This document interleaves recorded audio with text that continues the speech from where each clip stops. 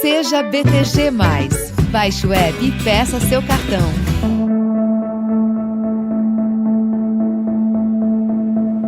Na semana passada, o Brasil conheceu o seu pior resultado de desemprego desde 2012, quando se iniciou a série histórica do IBGE.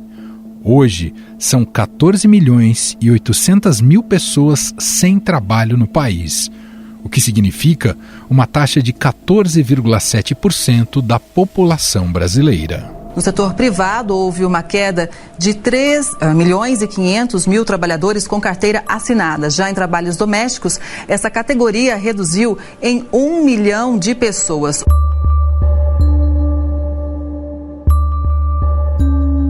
No primeiro trimestre de 2020, sem a pandemia, essa porcentagem de desempregados era de 12,2%.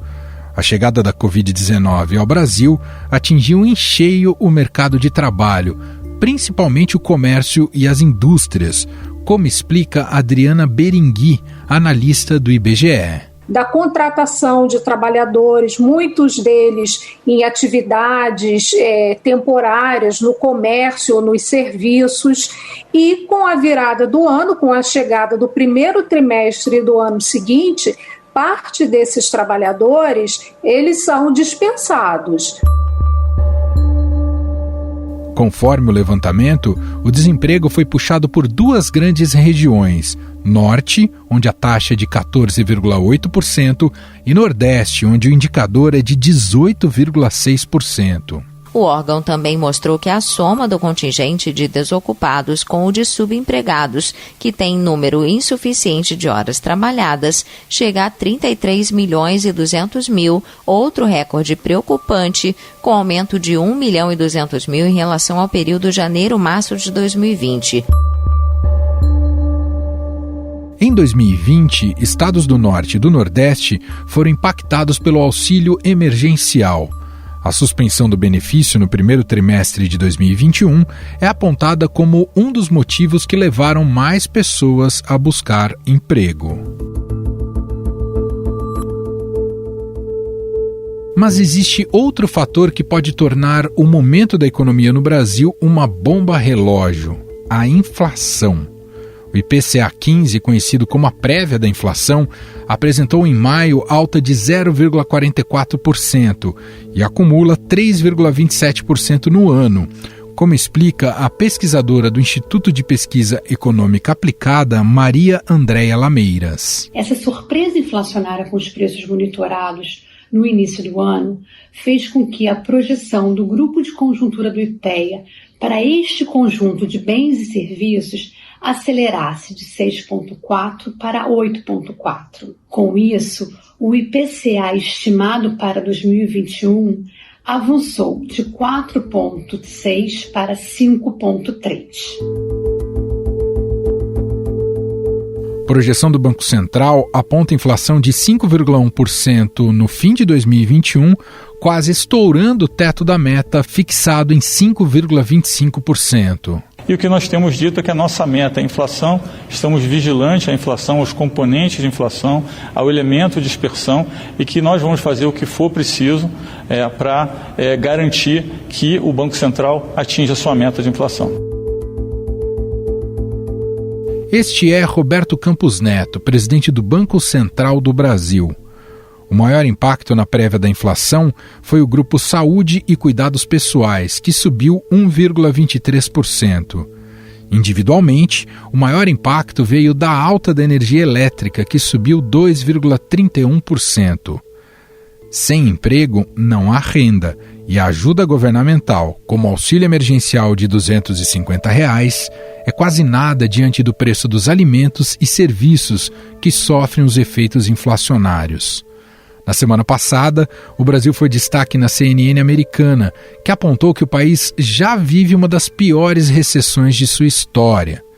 E para entender o quanto essa combinação pode ser ainda mais desastrosa para o país, a gente conversa a partir de agora com o economista e ex-secretário de Política Econômica do Ministério da Fazenda, José Roberto Mendonça de Barros. Olá, Mendonça, tudo bem? Como vai?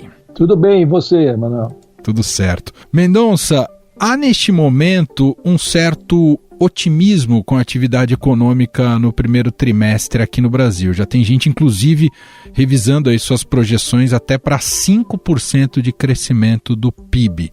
Por outro lado, alguns outros índices, como o do desemprego e da inflação, especialmente, mostram uma realidade que é muito mais complexa no país. E eu queria te perguntar, como é que a gente tem que olhar para esse atual estágio da economia brasileira, Mendonça? Tem um pouco dos dois olhares, Emanuel.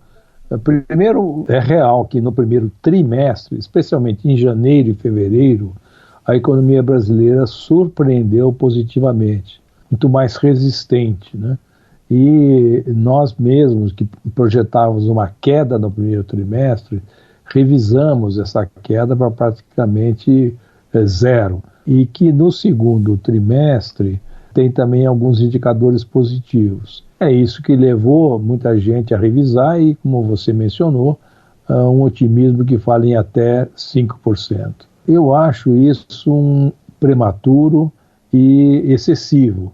Por quê? Se é verdade, de um lado, que o comércio exterior, especialmente o setor de commodities, está indo bastante bem, que tem setores que ainda permanecem crescendo, como a construção civil residencial, também é verdade que nós temos pelo menos 4 coisas que são preocupantes quando a gente olha para frente. A primeira delas, fonte de notícia permanente, é o risco de estarmos entrando numa terceira onda da Covid, que poderá até eventualmente incluir uma variante indiana que está assustando todo mundo. Logicamente, com uma terceira onda, as possibilidades de fechamento da economia continuam em pé. A segunda observação é que nós sabemos que, lamentavelmente, a temporada de chuvas foi a pior em décadas. E isso resultou numa escassez de água nos reservatórios, especialmente na região sudeste e centro-oeste. Tanto que, ontem, as autoridades energéticas emitiram uma nota de preocupação com relação à oferta de energia elétrica nos estados centrais, São Paulo, Goiás, ou seja, não só o custo da energia elétrica subirá muito por causa da bandeira vermelha já em vigor, como se o consumo crescer muito, algumas restrições na oferta podem efetivamente acontecer. E isso é uma coisa que preocupa. Em terceiro lugar, muitos setores industriais têm problemas do fornecimento de peças. Por exemplo, essa semana a GM anunciou que a fábrica aqui de São Caetano vai fechar por 3 semanas, fora a Gravataí, que já está fechada por falta de componentes. Isso também limita o crescimento da oferta. E, finalmente, tem 2 fatores muito relevantes, que são a alta da inflação e a consequência elevação dos juros, e o mercado de trabalho muito fraco. Quando a gente soma esses 5 observações, eu acho um pouco prematuro sair rufando tambores em direção a 5% de crescimento no PIB, como o mercado financeiro está fazendo nesses dias. Mendonça, por que o avanço do PIB não é uma garantia, né? O senhor até comentou, né, que os primeiros meses foram mais positivos do que se esperava, mas por que o avanço do PIB não é uma garantia da criação de mais postos de trabalho? É um eterno mistério, né, em que isso está acontecendo. Primeiro porque alguns dos setores que estão indo bem empregam pouco. Né? O agronegócio hoje tem um grau de mecanização respeitável. Né? Então o crescimento da produção agrícola não é mais como no passado, aquele que leva a um grande crescimento na ocupação. As colheitas são mecanizadas, o plantio é mecanizado, e tem que ser assim, não está errado, não. Então tem segmentos, pensar em petróleo, a mesma coisa, pensar em minérios é a mesma coisa. São setores, petróleo e minérios, altamente capital intensivos. Então o resultado disso é que há menos emprego. Ao lado dessas considerações, Emanuel, nós tivemos na pandemia uma dramática aceleração na digitalização e no aumento da tecnificação de praticamente todas as atividades do Brasil. E isso significa que a demanda de emprego cresce muito menos do que antes. Um exemplo que afeta certamente a mim, a você e a todo mundo que nos escuta. As operações bancárias, hoje, em sua larga medida, são feitas pelo celular. Então não tem mais o que houve no passado, o chamado office boy, né? Aquelas pessoas que iam ao banco e ficavam horas lá nas filas e tudo mais.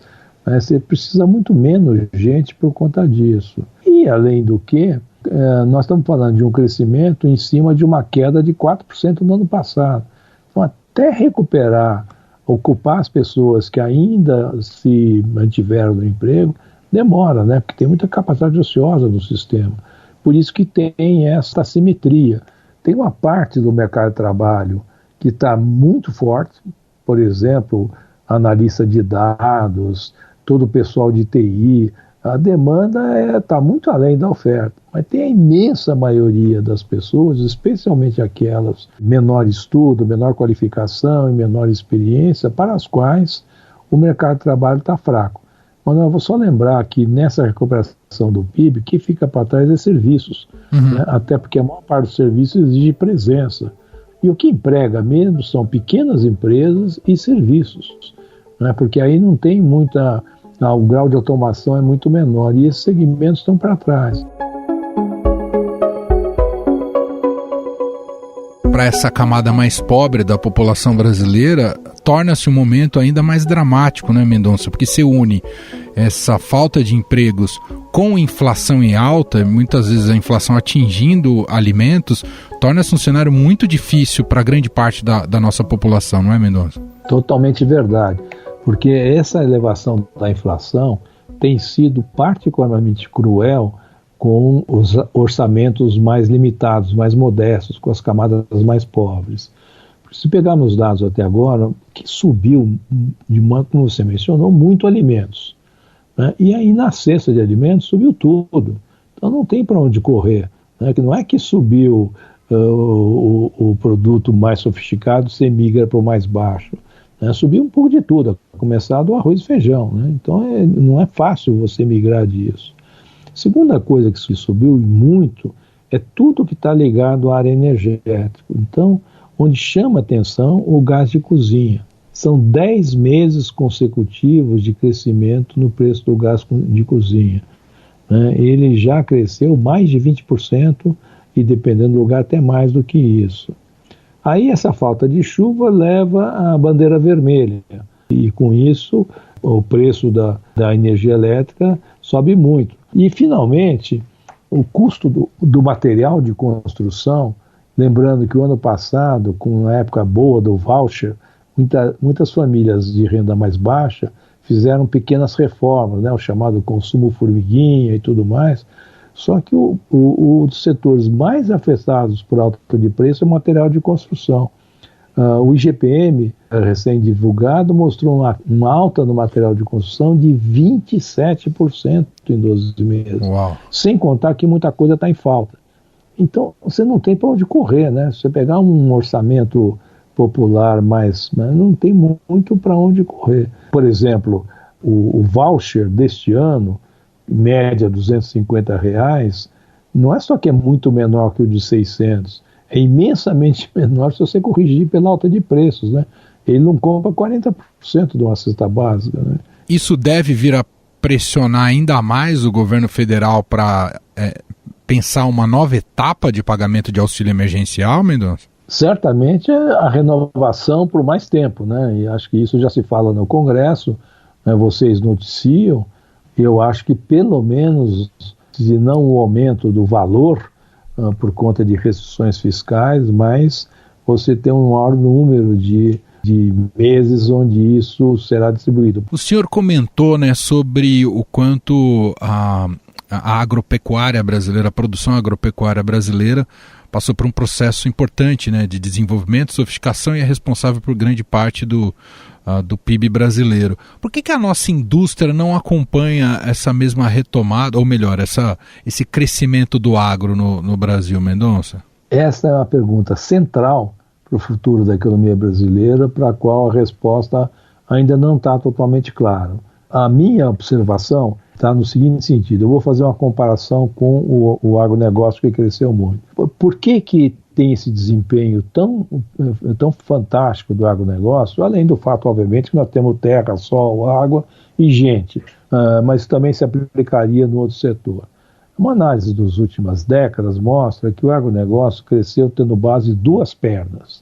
A primeira perna é da produtividade, resultante da aplicação sistemática da ciência em tecnologias novas e da difusão disso em novas variedades, novos sistemas, etc., que resultam no aumento de produtividade. O aumento de produtividade permite pagar o buraco na estrada, o porto, que não é muito bom, e isso aumenta a renda do setor. E a segunda perna é disputar mercado lá fora. A agropecuária brasileira é a mais competitiva do mundo por causa da produtividade e dos seus recursos naturais, e nós brigamos por mercados do mundo inteiro, o que permite efetivamente conhecer o cliente, conhecer as coisas. A indústria brasileira, infelizmente, ela entrou por um caminho do protecionismo e do fechamento. É claro que isso aqui, a indústria ainda tem tamanho suficiente para ter muitos casos extraordinariamente bem-sucedidos, mas na média, a indústria brasileira acabou se fechando para atender só o mercado interno, produz localmente para o cliente local, está totalmente distante da sua média do cenário internacional. Segundo, de novo, na média, a produtividade não cresce, ainda tem um estoque de capital que está envelhecendo, mecanismos de produção que estão ficando mais velhos, e, em compensação, o que a indústria fez? É uma marcha permanente a Brasília para arrumar algumas vantagens, especialmente vantagens tributárias. Se você olhar o que faz as lideranças industriais, como o Fiesp, fundamentalmente viver em Brasília arrumando alguma coisa, seja no Congresso, seja no Executivo. Só que isso congela as dificuldades, e com o tempo vai envelhecendo e vai ficando fora. Um exemplo muito simples: a indústria automotiva no mundo está pondo todos os seus esforços, todos sem exceção, ir para o carro elétrico. Nós estamos fora disso aqui e vamos ficar fora. Então o nosso parque vai envelhecendo. Só para a gente fechar então, já que estamos falando de futuro, e um futuro que está próximo, Mendonça, cenário eleitoral do ponto de vista de agenda econômica e política econômica para o Brasil, projeto de futuro para o Brasil, cenário eleitoral que se coloca para 2022, te preocupa? Muito, porque muitas coisas, mas uma delas com relação à agenda do futuro é essa observação. Olha, mesmo que cresça 4% esse ano o PIB, todo mundo projeta 2,5% ano que vem, você faz um exercício simples, 19, 20, 21, 22, mesmo crescendo 4%, esses 4 anos irão mostrar, caso isso aconteça, 0 de crescimento de renda per capita, produto per capita nesse período. Estagnação. Além disso, é uma agenda populista bem complicada, e que eu acho que não mostra futuro nenhum, a menos que o futuro seja cloroquina. Por conta disso, a disputa eleitoral e os programas eventualmente que vão competir serão decisivos. Então, preocupa mesmo muito. Seria a chave para o Brasil, não sei se vai acontecer, que se viabilizasse eleitoralmente uma proposta de centro que trouxesse as bases mais sensatas e sólidas de volta a um crescimento sustentado que o Brasil não tem. Nós estamos vivendo uma recessão contínua desde 2015, É muito tempo, Muito bem, nós ouvimos o economista e sócio da MB Associados, colunista também aqui do Estadão, José Roberto Mendonça de Barros. Mendonça, muito obrigado aqui pela entrevista e até uma próxima oportunidade. Até uma próxima oportunidade, Manuel. Foi um prazer, viu?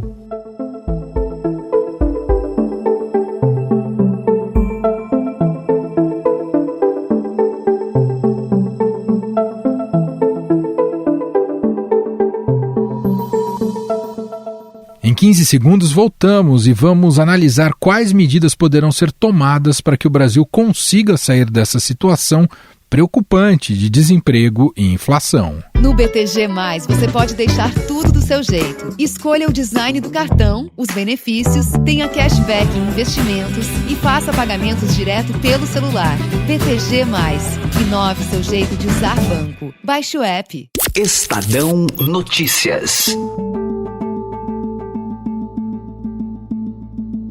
Como disse o economista José Roberto Mendonça de Barros no bloco anterior, a retomada do mercado de trabalho depende da reação do setor de serviços, que responde por cerca de 70% do produto interno bruto do país. Por isso, o avanço da vacinação contra a Covid-19 é considerada fundamental para permitir a melhora nos negócios. Mas não apenas isso, as reformas tributária e administrativa são importantes instrumentos para equilibrar as finanças do país a longo prazo. Para entender como essas reformas podem, de alguma forma, ajudar na retomada econômica, eu converso agora com Silvia Araújo, editora do Broadcast. Olá, Silvia, tudo bem? Olá, Emanuel, tudo bem? E por aí? Muito bem. E, Silvia, o que restou da agenda, até então era liberal, da agenda liberal do Guedes? Alguma reforma ainda pode prosperar, Silvia? O ministro Paulo Guedes, ele entende que reformas têm espaço para passar sim. E a gente teve, na semana passada, a reforma administrativa na Comissão de Constituição e Justiça da Câmara dos Deputados. Então, esse já foi um passo, a gente pode dizer assim que é um pontapé inicial para a tramitação da reforma administrativa. Mas isso não significa que esse relatório que foi admitido ali nessa comissão, ele vai ficar como um relatório final. A gente sabe que não é assim que acontece, né? Na realidade, agora vai ser montada uma comissão especial na Câmara para aí sim essa comissão começar a discutir esse relatório. Na realidade, quando chega na comissão, zera todo o jogo do que foi admitido na CCJ da Câmara, onde vai ser designado um relator e o presidente dessa comissão, e aí sim a gente sabe o que acontece, né, Emanuel? São destaques, emendas ao relatório. E se a gente for lembrar lá o que aconteceu com a reforma da Previdência, o relatório da reforma da Previdência foi que foi admitido, né, pela CCJ, mas quando chegou na comissão especial recebeu muitos destaques e depois ainda recebe no plenário também. E aí o rito é esse. Depois esse relatório, esse outro relatório que ele é formado na comissão especial e aprovado pela comissão especial, ele tem que ser votado em plenário da Câmara. Lembrando que é uma PEC, precisa de 308 votos e 2 votações. E aí sim ele fica pronto para ser mandado para o Senado. Ou seja, tem muito caminho pela frente. E no Senado também precisa de 2 votações com maioria qualificada dos senadores. O mesmo vale para a tributária, Silvia? Vai ser aquela reforma a reforma mais antiga e discutida no Brasil que nunca sai do papel? Pois é, né, Emanuel? Mais de 2 décadas, né? Mas o ministro Paulo Guedes acha que reforma tributária, alguma coisa consegue se fazer ainda neste ano. E o que está acontecendo com a reforma tributária? Como a gente sabe, a reforma tributária é uma das reformas mais difíceis de ser aprovada, porque vai mexer aí com impostos e contribuições de todos os entes federados, né? Então você tem a escala de governo federal, com aqueles impostos federais, você tem a escala estadual, onde você tem essa confusão do ICMS, que cada estado tem uma legislação diferente, né, uma alíquota diferente de ICMS. Você tem nas esferas municipais o ISS, que também é um imposto super importante para os municípios. Então você tem uma gama de impostos e você não consegue, nunca se conseguiu até hoje fazer uma reforma tributária justamente por isso. Como é que você vai conseguir harmonizar todos esses impostos em uma reforma? Bom, o que está acontecendo nesse momento? Pelo menos na semana passada foi feito um acordo entre a Câmara e o Senado para fatiar a discussão dessa reforma tributária. A Câmara vai caber a seguinte discussão. Eles vão discutir aquela proposta que foi enviada pelo Ministério da Economia, uma reforma gigantesca, e o Ministério da Economia fez um apanhado aí dos impostos que eles poderiam colocar para fazer essa reforma num primeiro momento, e aí o Ministério da Economia escolheu o PIS/COFINS, que se juntaria em um único imposto, que é o CBS, né, que seria uma contribuição sobre bens e serviços, e também outra parte da reforma que caberia à Câmara e que também vem da parte do Ministério da Economia é reformar o IPI, que é aquele imposto sobre produtos industrializados. Já o Senado, e o Senado ficou com osso duro de roer, Manuel, porque justamente a parte do ICMS dos estados e o ISS dos municípios, essa parte ficou a cargo do Senado Federal pelo acordo que foi costurado na semana passada entre as duas casas. Só uma última aspecto importante, né, dessa agenda do Paulo Guedes, que também é a promessa de privatizações. Se sair da Eletrobras, a gente tem que comemorar, né, Silvia? Mesmo que talvez nem da melhor maneira possível, não é? Na realidade, a Eletrobras, o que está acontecendo? A Eletrobras, o que está em curso é um plano de capitalização. É diferente de privatização. Se a gente colocar a Eletrobras assim, em perspectiva, junto com o que aconteceu com o sistema Telebrás, por exemplo, né, lá no final da década de 90, o que a gente tem na Eletrobras? Na Eletrobras vai ter uma diluição de capital da Eletrobras. Hoje o governo tem a maioria, são as ações ordinárias com direito a voto. A gente precisa lembrar que a Eletrobras é uma empresa de capital aberto, embora seja estatal, ela tem ações em bolsas e muita gente tem ação da Eletrobras. Tem muitas ações da Eletrobras no mercado. O que o governo vai fazer, ele vai diluir a participação dele. E a ideia é ele reduzir a participação dele, que hoje é mais ou menos em torno de 65% do capital votante da empresa, e isso deve ficar lá em torno de 45% mais ou menos. E tem uma outra aí também que pode acontecer, né, Manuel, que são os Correios, né? Os Correios também estão aí na pauta do ministro Paulo Guedes. Foi feito um projeto de lei também, um PL para privatização dos Correios, está sendo ajustada algumas coisas, algumas premissas para essa venda dos Correios também. Então a gente pode ainda ter, nesse mandato do presidente Jair Bolsonaro e ali na condução da economia do ministro Paulo Guedes, podem se salvar essas duas grandes pautas de privatização. Muito bem, Silvia Araújo, editora do Broadcast, falando um pouco mais dessa agenda aí do ministro da Economia, Paulo Guedes, e o quanto ela tem viabilidade nos próximos meses. Silvia, muito obrigado mais uma vez e até uma próxima. Até uma próxima.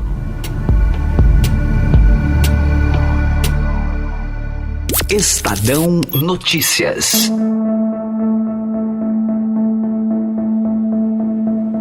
E este foi o Estadão Notícias de hoje, segunda-feira, 31 de maio de 2021. A apresentação foi minha, Emanuel Bonfim, na produção e edição, Gustavo Lopes, Júlia Corá, Ana Paula Niederauer e Jaiane Rodrigues.